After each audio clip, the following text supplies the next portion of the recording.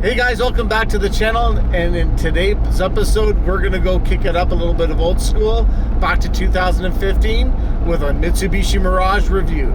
So buckle up and let's go for a ride.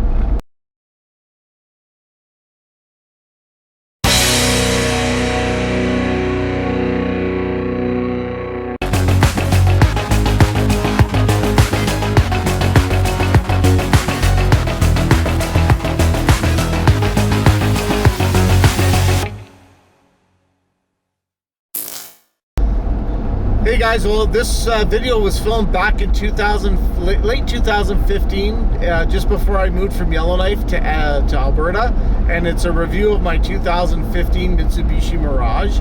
This Mirage would have probably been out in 2014 in Canada, so it's about the second year that the vehicle had been released. I enjoyed the car quite a bit. I found it to be an excellent, high quality, low cost motoring vehicle, one that offered very trouble free. I was virtually trouble free. I never had any issues with the car, and it remains one of my favorite vehicles today, so much so that I will probably end up buying another one, hopefully in about a year or two. So yeah, we're gonna go in, we're gonna jump behind the wheel and give it a little bit of a walk around. Again, it's when my channel was a bit smaller, wasn't as busy, so some of the camera angles are a little bit more amateur. But anyway guys, hope you enjoyed that. I hope you enjoyed the review coming up. And again, if you're new around here, hit like, hit subscribe, and jump on around this ride with me. So guys, we'll catch you in a bit. Enjoy the video. Hey everybody, my name's Jeff, and I'm here to do a quick review on my 2015 Mitsubishi Mirage. Just want to give you guys a little bit of a quick look at the car, and tell you a little bit why I bought it and how I'm enjoying it. I'm also going to be doing some in-depth statements about the fuel mileage, the vehicle itself over the course of the winter. Just a little bit about myself. I live up in Yellowknife, Northwest Territories, which is up in the subarctic Canada, and it's just above Alberta. So I live basically in extreme cold weather land. It gets very cold during the winter months, which is approximately from December all the way till about March, April. It starts to get a little bit better. We do have beautiful summers up here and almost 24-hour daylight, which I'll get into. I picked this 2015 Mitsubishi Mirage up in September of this year off of Southside Mitsubishi in Edmonton. And I bought it just because I wanted to get something a little bit more economical, a little bit more city friendly, and just to experience what small cars are. I do have a big banger that I drive on occasion, while not big by Western standards or American standards. It's a 2008 Dodge Dakota with a little bit of mods. I'll get into that truck a little bit later on our episodes as we go along. Just want to do a quick little review of the car, why I bought it, and some of the features on this small little car that I had. So far I have approximately 800 kilometers on it, just a little less. I have no mechanical faults whatsoever, and the vehicle runs and drives very well. So overall I'm very pleased, and yeah, let's get in for just a little quick review and some of the features that it has on it. And here's where all the magic happens. Under the hood is a 1.2 liter 3-cylinder engine. It's got all the latest technological advancements that you would expect in a vehicle of this year, with multi-valves, 4 valves per cylinder, dual overhead cams, the Mitsubishi MyVec feature. It's designed to be economical. It's designed to have a low-cost motoring experience. A 3-cylinder engine is my first 3-cylinder, but they have made them in the past. I find it to be very competent. It runs smoothly, rides smoothly, doesn't shake or vibrate. The engine sounds actually really, really good for a 3-cylinder. We'll get into the fuel mileage a little later on. That's why you noticed on the title it says hypermiling, which is what I want to try to do, is maximize my fuel efficiency. And one of the main reasons why I bought this, why I bought the Mitsubishi. Under the hood, everything is accessible. There's nothing that's hidden. It's lots of room under here if you have to change a headlight. No panels or needless things to remove that breaks and causes a lot of curse words.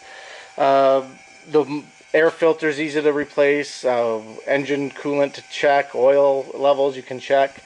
The only thing I did add, since I'm up in the cold Arctic, is this little guy here. a under hood battery charger. It's basically what we use instead of a battery blanket when we plug in. I have it run into my block heater cord, which you can't see it, but it's probably buried around in there somewhere. So during the cold months, minus 20, 30, 40s, I do plug it in, and I do make sure that it starts every time. I haven't had it in the extreme cold yet. It hasn't been dipping below minus 23, 24 so far. And in that temperature, I haven't plugged it in, and it starts up and runs just fine. There's no issue there.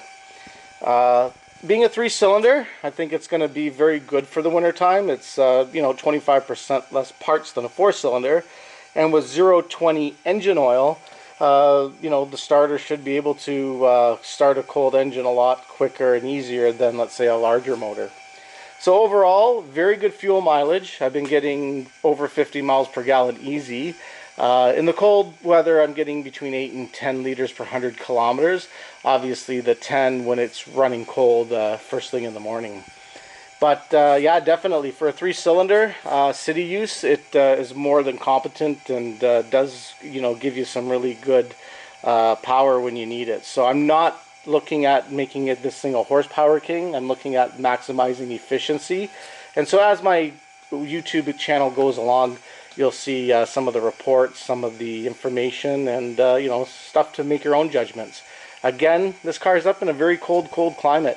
Most of you guys won't be using, or the mass market that buys this vehicle won't be using it in these climates. So it's good to see what a small car in this caliber will be able to, how it'll be able to handle extreme Canadian cold winters.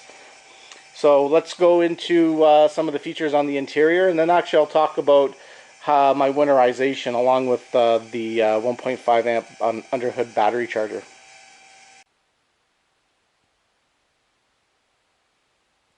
Alright, here we go, guys. Here's the interior of the car.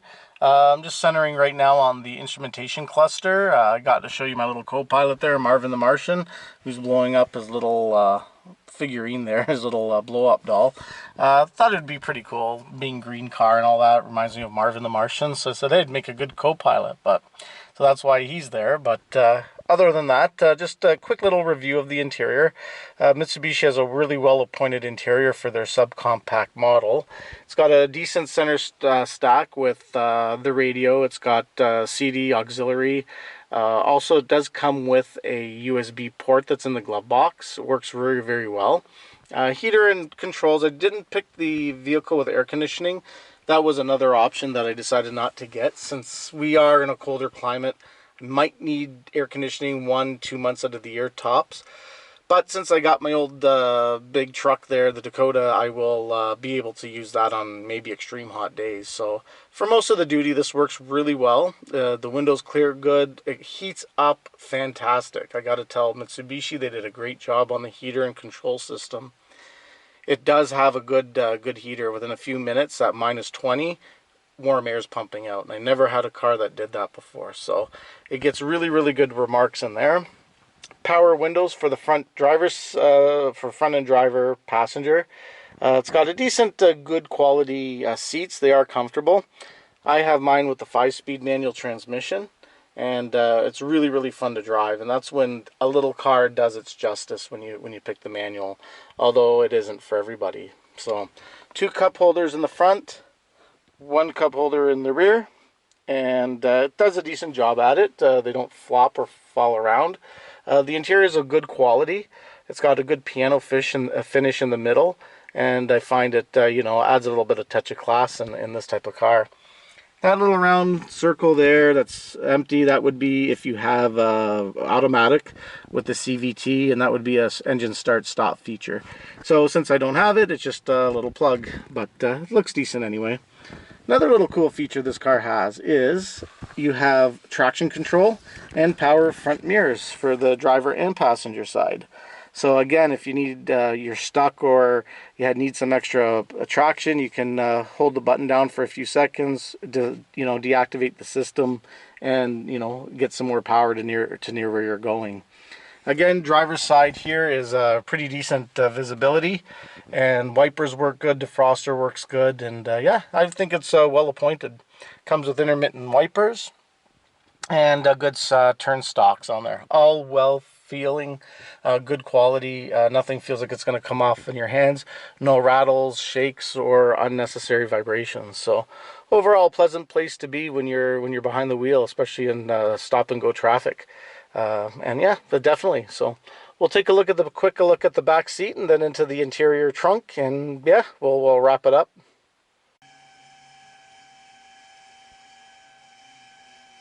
Okay, everybody, here's the back seat as I have it. It's, pretty clean. I don't have any passengers back here traditionally, but I did have one a couple times.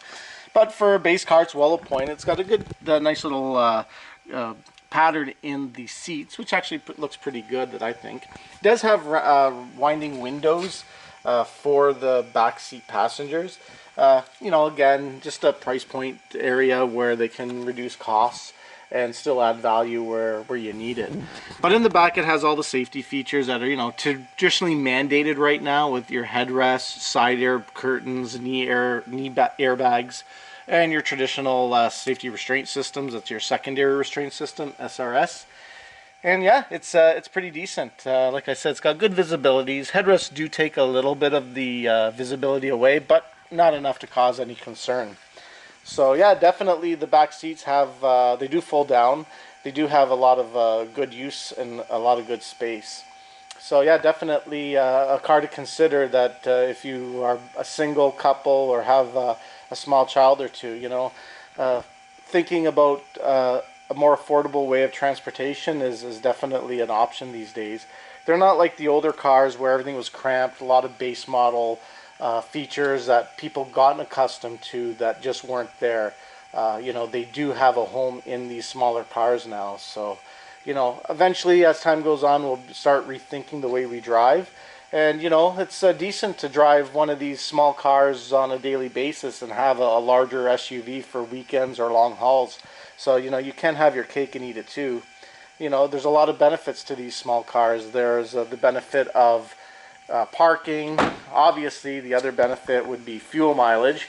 You can drive longer and further for less.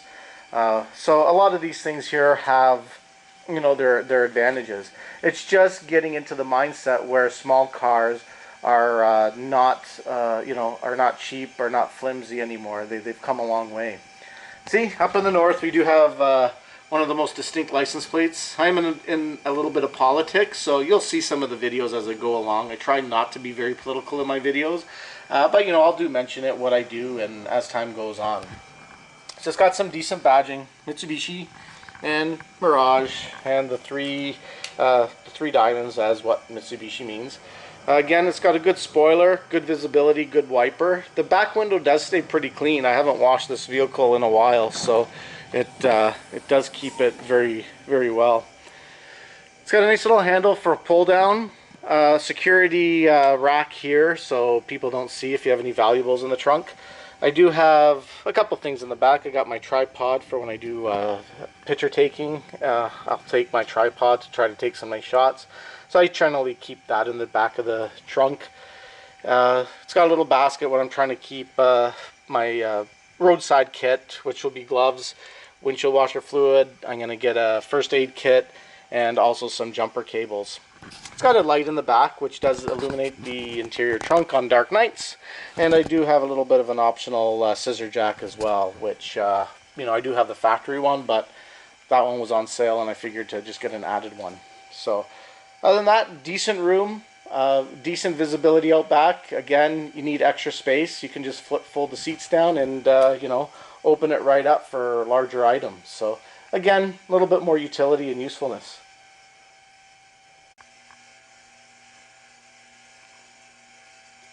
And let me tell you about two things, a little bit about the car that I'm going to get into. First will be the winter tires and wheel packages. I did remove the factory wheel covers for the winter time just to preserve them a little bit better. I kind of like to keep my cars really well and washed and clean and polished. Even though, this isn't a Ferrari, this isn't anything like the final edition Evo, which I would really love, but can't have, and also the Mitsubishi Triton 4x4, which I really love, but they don't import here. So you have to take the good with the bad, and this isn't bad by any stretch. It's just something that limits my options with Mitsubishi, but it's still that I'll be able to get out behind the wheel of one. And, I'm enjoying it quite a bit. So, with this winter package, I replaced the summer tires and wheels, so I do have them at home. These wheels will be for the winter time, so all I have to do is jack it up, unbolt the wheels, and then bolt the summer tires on, put the wheel covers on. I went with a little bit more of an aggressive tread. As you can see, it's got some sidewall bite. Yellowknife has just awful roads. They don't maintain them at all. They're one of the worst in Canada. However, so I decided to get some a little bit of more bite. It does have ABS and traction control, which this gets used on a daily basis due to the fact that, like I said, we don't have good roads. The tires are Wintercraft Ice WI-31s. They really name their tires like alphabet soup. I think they eat alphabet soup, and then they pick a spoon out of the bowl, and whatever comes up, that's their new name of tires. Especially, even with my Sony action camera that I'm using with this one, it's got a name I can't remember, but it's all good. We'll see it. But they're a Kumo brand. Got them on all four corners. It's got ABS, like I said, traction control, brake BDS, so brake force distribution. I think that's how you pronounce it. I got to get up on my terminology better. And it also has a host of other technological advancements. But we'll get into there. Again, what I'm going to start doing is recording my mileage, what works, what doesn't work, how long I need to idle a car for before it is warmed up properly to take off. I'll also, take some road trips on it around town, around Yellowknife, to show you, life in the northern town. We'll discuss about living up in Yellowknife, Northwest Territories. We'll show you firsthand what it's like, some of the advantages, some of the disadvantages. And yeah, definitely as time goes on, we'll show you my other projects, which is dirt bikes. I have a snowmobile as well, a Polaris Indy. I have also getting into a little bit of off-roading with my Dakota, and I'll do some separate videos on that as well. So hit me up, ask me questions, give comments, see what you like, see what you don't like, and yeah, I'll try to do my best to interact with everybody. So take care for now, and we'll see you in future episodes. Cheers.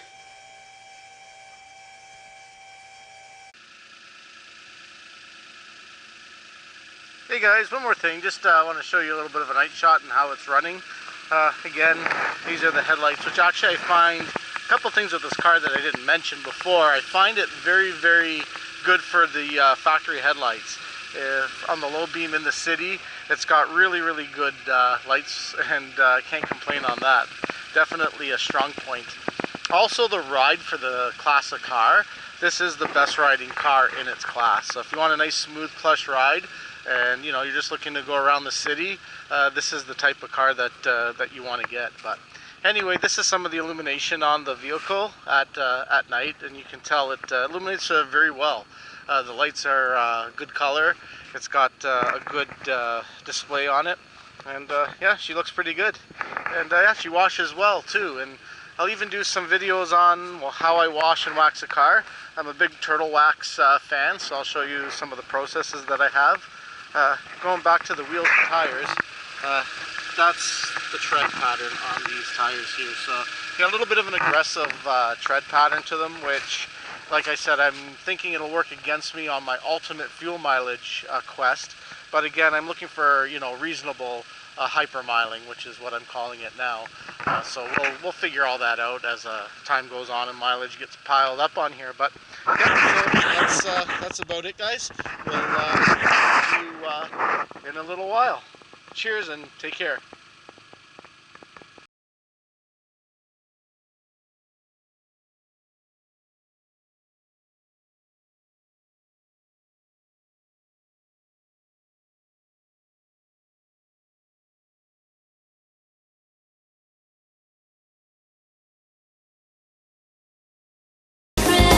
Well guys, hope you enjoyed that video. Again, one of my favorite vehicles. Love the color green. It was awesome. Color was a joy to drive.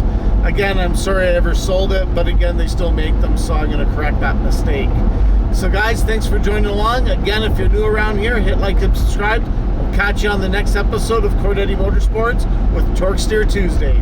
guys, stay loose for now.